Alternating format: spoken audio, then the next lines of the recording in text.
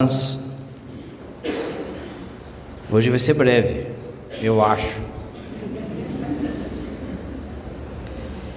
Duas partes nesse evangelho, né? A primeira parte é o segundo anúncio da paixão. Semana passada foi o primeiro anúncio da paixão, tanto que Pedro se escandaliza. Hoje são os outros apóstolos, ou todos os apóstolos, que escandalizam com a paixão. Jesus, ele percebe que está chegando a hora dele ser entregue, de ser morto. Então ele vê que tem pouco tempo com os apóstolos. Por isso, a partir de agora, ele vai buscar cada vez mais ter momentos somente com os apóstolos.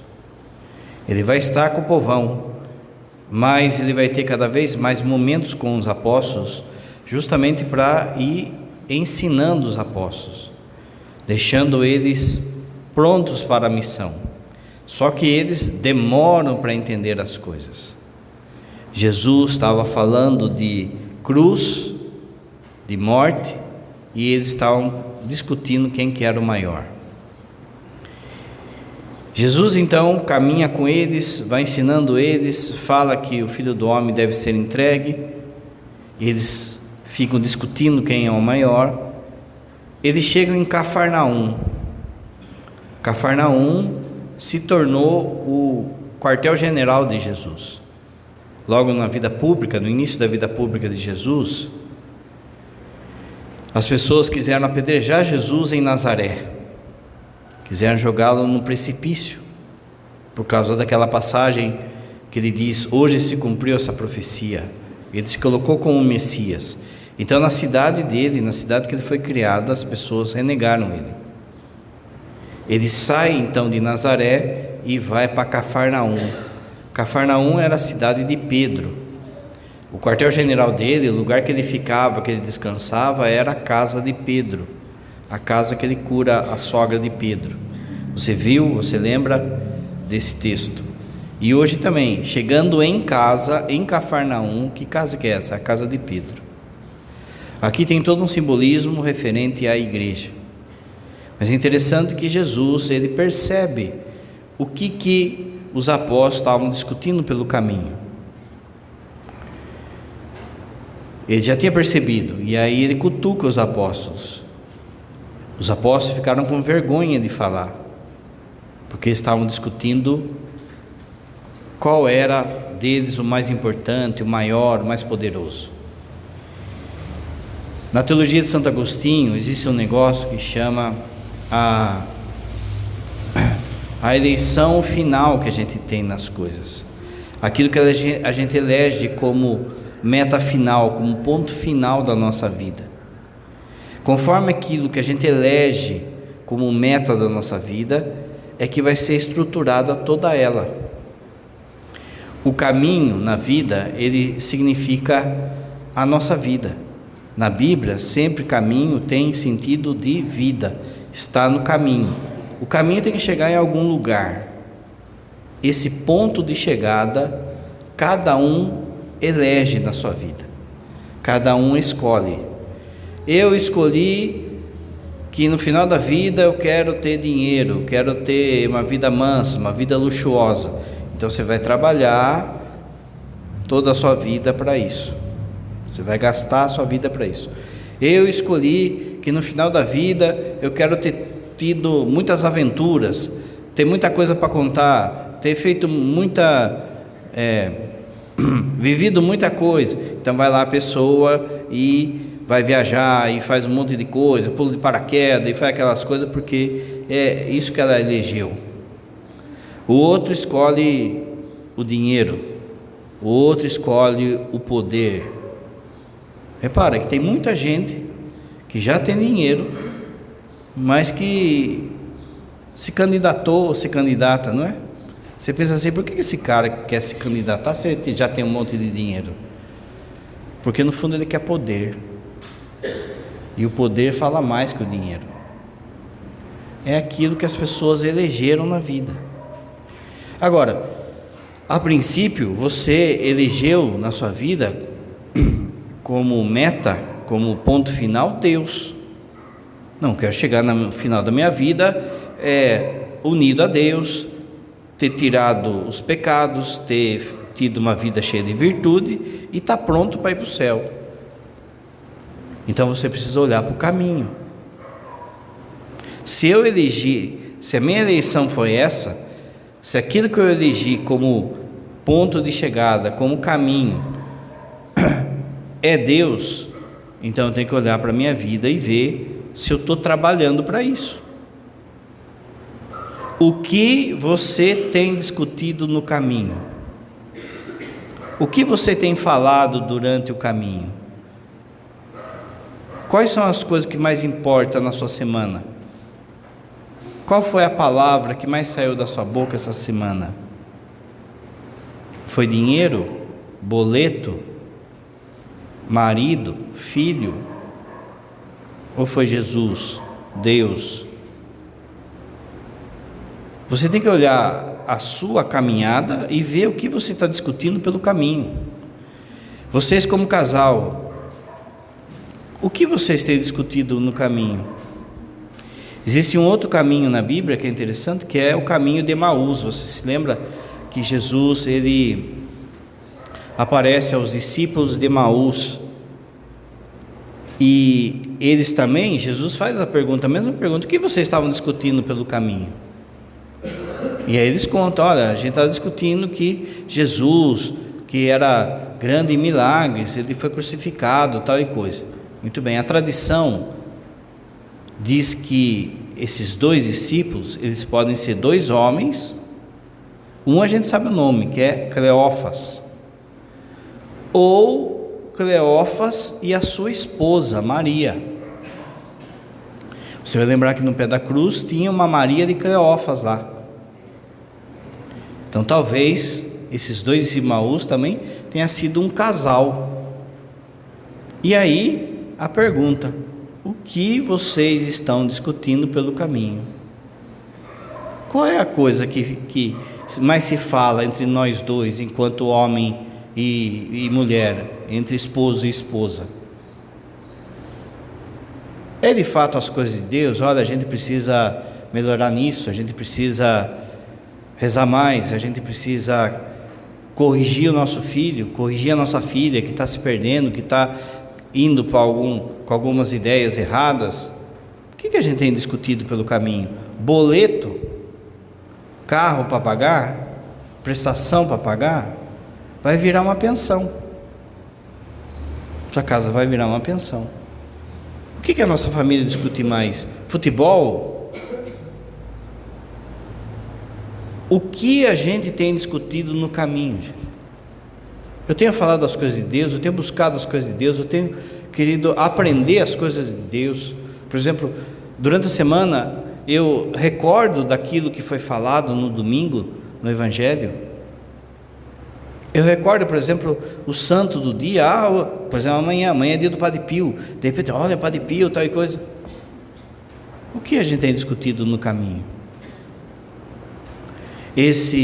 Essa discussão no caminho, às vezes também cai nisso, nessa busca de poder, nessa busca desenfreada pelo poder. Como o padre falou, o poder fala mais que o dinheiro, porque o poder é capaz de atrair tudo, ele atrai tudo, e as pessoas, elas se deixam levar pela busca de poder. É triste, gente. Em todos os lugares, no mundo, na família, na igreja, infelizmente. Você viu aqui, eram apóstolos que estavam buscando poder. Segunda parte, Jesus vai quebrar isso. Jesus faz a pergunta e vê que ninguém respondeu, ou seja, Jesus já viu, a mancada deles. Jesus então chama uma criança e abraça a criança.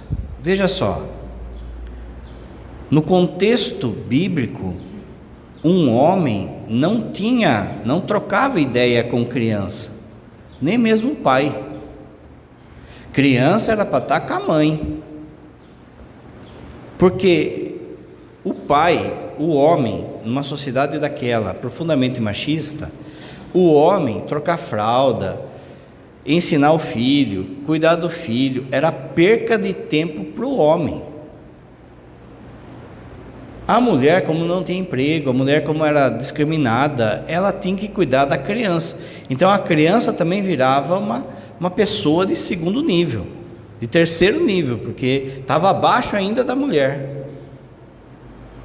Um homem, um pai, não falava, não trocava ideia, não abraçava uma criança. Era no máximo reio, correção, bronca, no máximo era essa. Não havia intimidade, não havia, por quê? Porque a criança não pode dar nada para a pessoa, até hoje é assim. Se você pensar bem, a criança, ela não é capaz de dar nada. Veja, você vai trocar uma fralda de uma criança, você fica mais poderoso porque trocou fralda, né? Você vai dar de mamar, você vai cuidar da criança, vai brincar com a criança, você por causa disso ficou mais poderoso, ficou mais... Não, ela não consegue retribuir nem por ela e nem de status. Então Jesus fala assim, quem quiser entrar no reino, primeiro de tudo tem que ser servo e acolher uma criança, acolher as crianças e ser como criança. Por quê? Porque veja, se a criança não pode dar nada para você, se a criança não pode retribuir nada a você, e você vai e gasta tempo com ela, e troca a fralda, e brinca com ela, e perde tempo com ela, é sinal que você quer ser servo.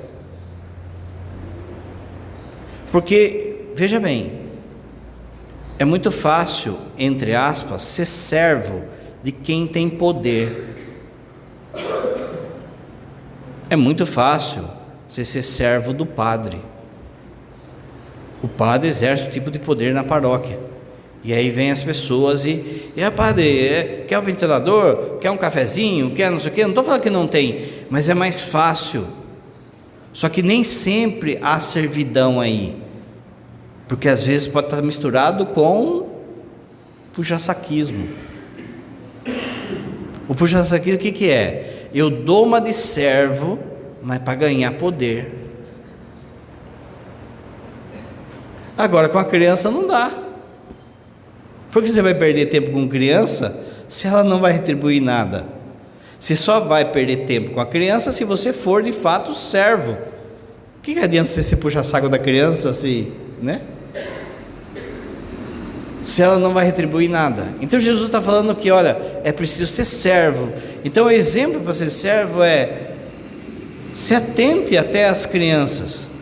O último da sociedade, o último da camada da sociedade daquela época era a criança.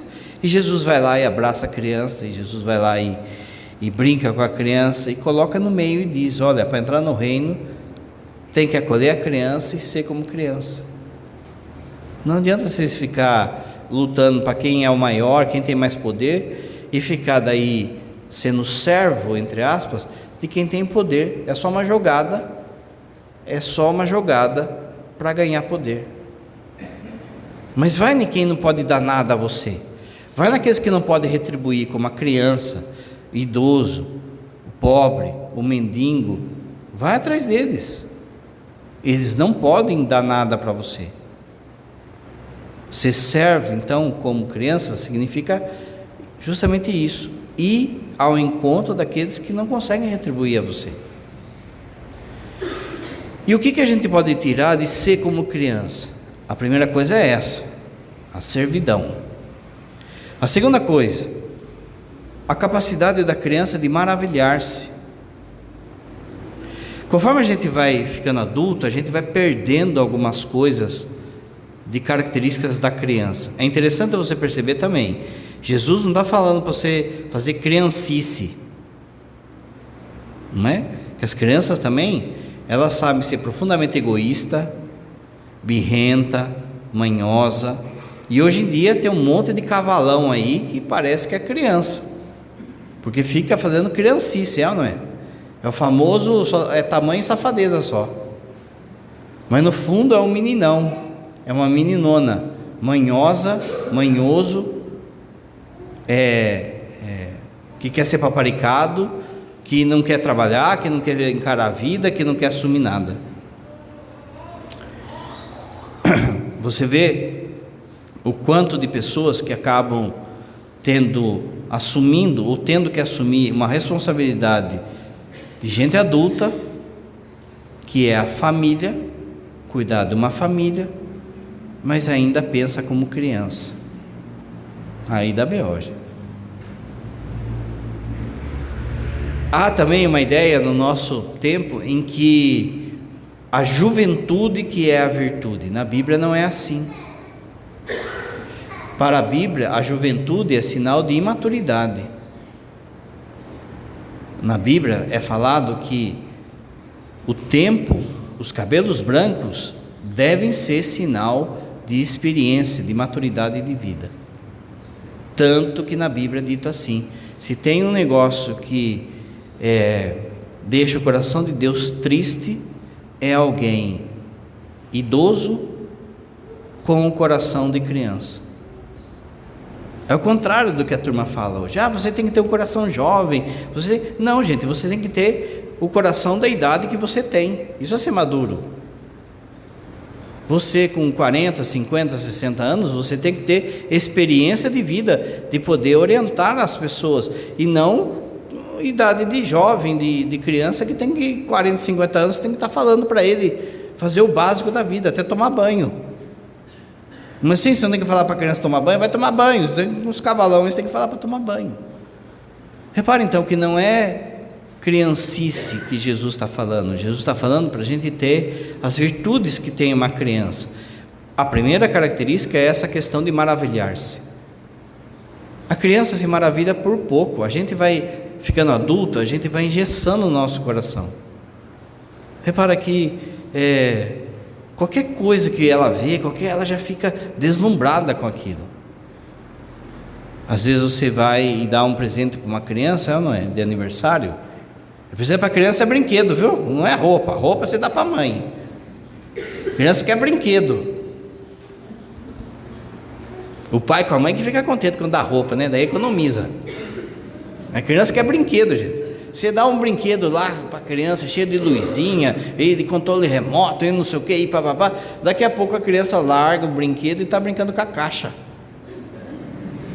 Porque ela se maravilha com pouco. Ela precisa de pouco, gente. Pouca coisa. Você faz um desenhinho de papel ali, alguma coisa, você já chama a criança já fica entretida com você. Qualquer coisinha que ela vê, um palhacinho lá, sem graça lá, o cara, né, contando, já fica maravilhada.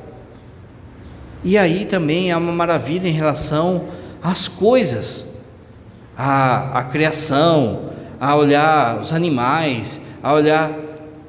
Tudo isso é uma capacidade de enxergar a obra de Deus com simplicidade, que a gente vai perdendo, a gente vai engessando, a gente entra num processo mecanicista que fala que tudo é mecânico, sabe? O sol nasce todo dia, é a lua, o rio, não sei o que. A criança não, a criança vai se maravilhando com as coisas. Segunda virtude da criança que a gente tem que imitar, a capacidade de transcender. Transcender significa ver as coisas de uma forma espiritual. Nós, adultos, nós somos profundamente mecanicistas e racionalistas. A gente quer a resposta mecânica, filosófica das coisas, para poder fazer. Eles não, eles já transcendem fácil. Veja o quanto que é mais fácil você ensinar as coisas de Deus para uma criança do que para um adolescente, do que para um adulto. Olha, isso aqui é Papai do Céu. Ele não pergunta assim, prova que é. Esse aqui é Jesus, ele morreu por nós. Aonde que está escrito isso? Quem que falou? Ele já fica ali, joga beijinho para Papai do Céu. Olha o dodói de Jesus, olha a mamãe de Jesus. Ele já acolhe aquilo e transcende. Aí vem a vida, aí vem a escola, aí vem a vida adulta e rouba tudo isso. E todos nós temos dificuldade em transcender. A gente quer resposta para poder transcender. Prova para mim que Deus existe. Não é assim? A criança você já fala, você já pá.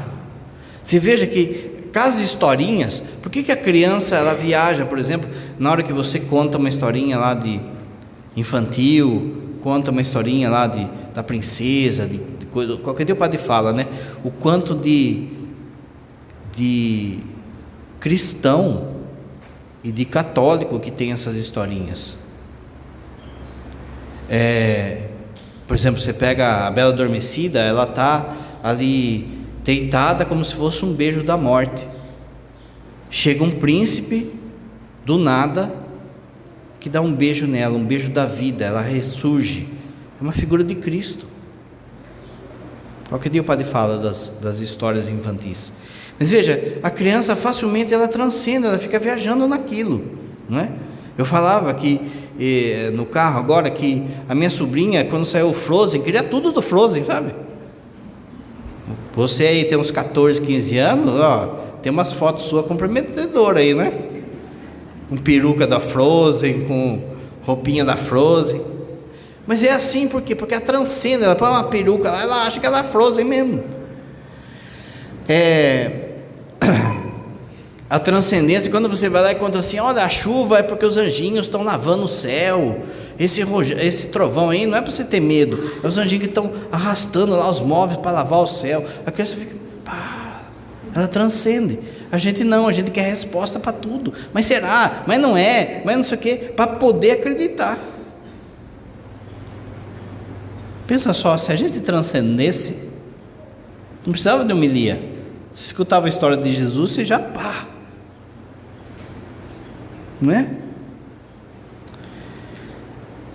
Terceira coisa, a dependência e confiança.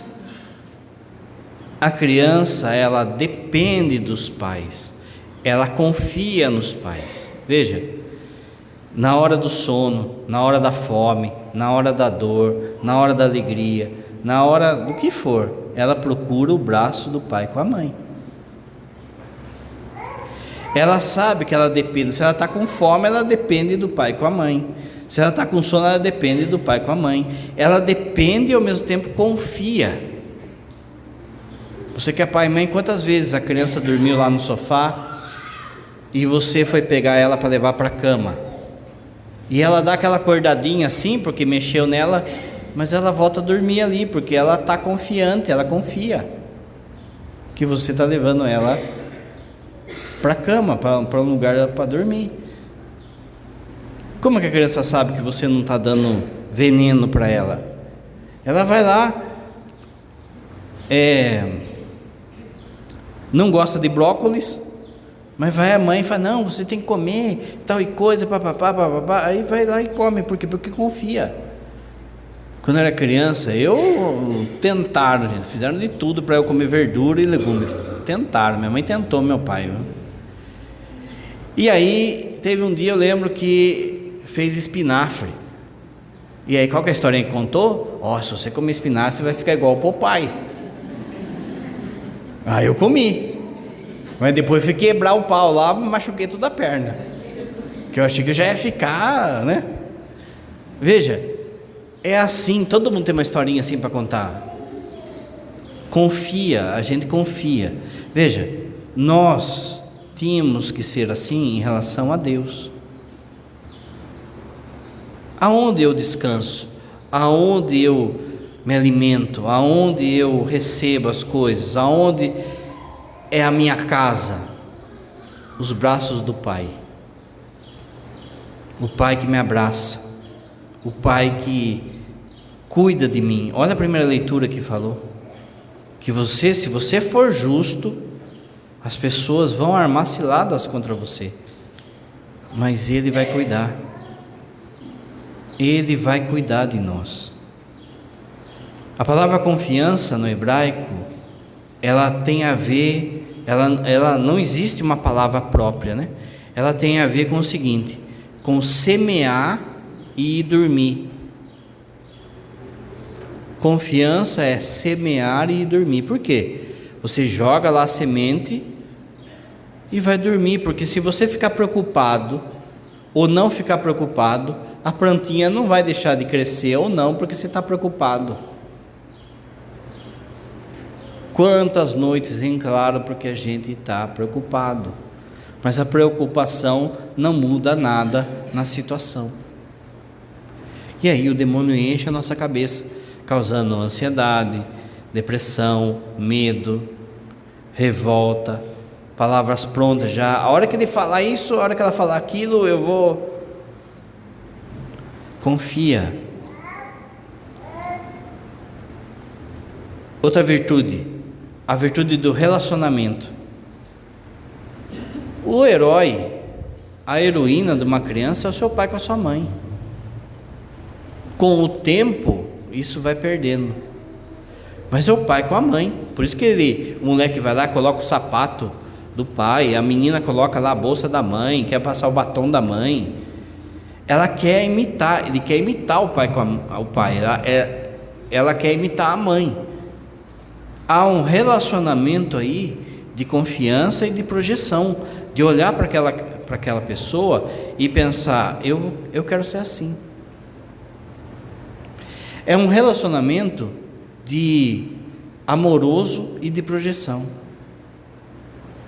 Se você pegar em relação a Deus, é isso que a gente devia fazer: imitar o Pai. Sede meus imitadores, ou sede santos, porque o vosso Pai é santo.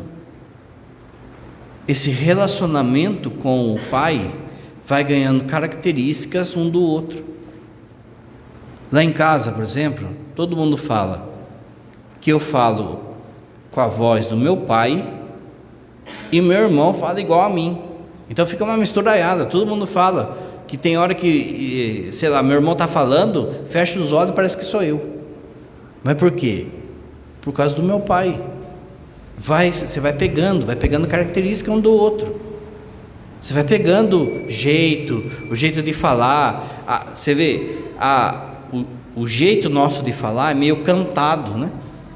Você vai pegando essa música dos seus pais no jeito de falar.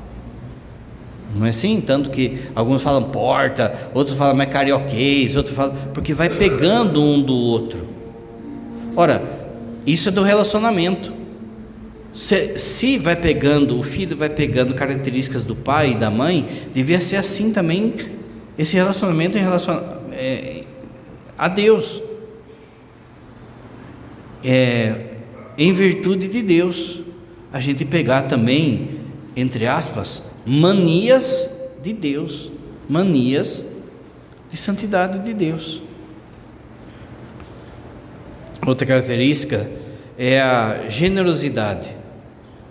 A criança é generosa, gente. A criança não fica medindo se a pessoa é negra, é loira, é japonesa, é gorda, é magra, é não sei o que, papapá, papapá. Ela é generosa com todos, ela não fica medindo, a gente mede as pessoas. Mede pela roupa, mede pela postura, mede pelo poder. Quanta gente que, como o padre falou, só vai atrás do outro porque o outro pode dar um benefício. A criança não tem isso. Penúltima coisa, a mágoa. A criança não guarda mágoa. Eu falo, quem se parece muito às vezes com criança, assim, né? Lógico que não se compara, mas, por exemplo, você pega os cachorros. Já reparou cachorro? O cachorro, ele está lá brincando com você, de repente você dá uma bronca nele, dá uma chinelada nele, xinga ele sai fora, 2 minutos depois ele está ali de novo, né? Não guarda mágoa, ele não guarda mágoa. Criança é assim também. Criança chora ali na hora, faz bico, não sei o quê, mas daqui a pouco está ali abraçando o irmãozinho, está lá abraçando o pai com a mãe, está lá. A gente guarda mágoa. Nós adultos guardamos mágoa, ficamos com mágoa. Quantas crianças você conhece que falam assim, com esse menino aí não falo mais, nunca mais. A gente fala. Aprender com criança, sabe? Talvez, como o cachorro, como a criança, fica bravinho, fica triste na hora ali, mas depois já tem a capacidade de esquecer, porque lógico, ninguém tem sangue de barata, mas tem que ficar ali. Jesus sempre fala isso, a gente vai guardando mágoa, aquilo vai adoecendo a gente. Pensa só, ai que raiva dessa mulher, deixa eu tomar esse copo de veneno aqui. Adoece a gente, faz mal para a gente. Criança não guarda mágoa. A gente precisa aprender isso. E por último, gente, a grande virtude da criança é o amor, né? A criança é fácil de amar. Ela ama assim os pais, os avós, alguém que faz o bem, alguém que, né? O padre fala sempre, né? Você quer saber como um padre é? Você tem que olhar duas coisas: como ele celebra e como ele trata as crianças. Você já vai saber como esse padre é. Porque primeiro, a criança não é capaz de dar nada para ele. Aquilo que o padre falou, a questão do poder. O que a criança pode dar para o padre? Então, se um padre gasta o tempo com uma criança, é sinal de que ele é servo. Ele quer ser servo. E aí, veja, vocês me conhecem, vocês sabem o quanto que as crianças ficam aí pulando no meu pescoço, aquela coisa toda. Mas veja, eu não faço missa de criança. Às vezes a turma quer, né? Vamos fazer uma missa de criança, aí senta aqui na frente e chama as crianças. Tudo isso é legal, é bom, quem tem jeito para fazer isso, que bom. Mas eu acho o seguinte, que quem tem que se converter são os pais. E de repente numa dessa, eu perco tempo, entre aspas, aí, porque de novo, cada um tem o seu carisma, de falar, de atingir os pais que precisam se converter. As crianças, gente, olha só aquilo que o padre falou, elas ficam penduradas em mim, aí mas tudo do quê? Depois da missa dá toquinho, de entrar no mundo dela, olha, você está com o cabelo assim, olha a sua roupa, olha não sei o quê, de perder tempo com a criança, de ter tempo com a criança, não é? E aí a gente vê o quanto que, às vezes eu estou lá na Santa Isabel, em algum lugar lá sentado, vem uma, vem outra, eu não faço missa de criança, mas eu gasto tempo com elas, fora, sinceramente, prefiro estar com as crianças, porque olha, tem uns Rottweiler aí, né? Enfim, o amor, né? A capacidade de amar, facinho, veja, quando a gente chega na paróquia, quando não conhece ainda a criança fica meio assim, o padre vai lá, brinca, depois na semana que vem já vai, daqui a pouco já está no colo do padre já, não é? Porque é fácil de amar, a criança é fácil de amar, a gente como adulto tem resistência a tudo, parece que as pessoas têm que provar que gostam da gente, provar que nos ama. Então, a gente tem muita coisa para aprender com as crianças. Ser servo é aprender com as crianças. Creio em Deus Pai Todo-Poderoso,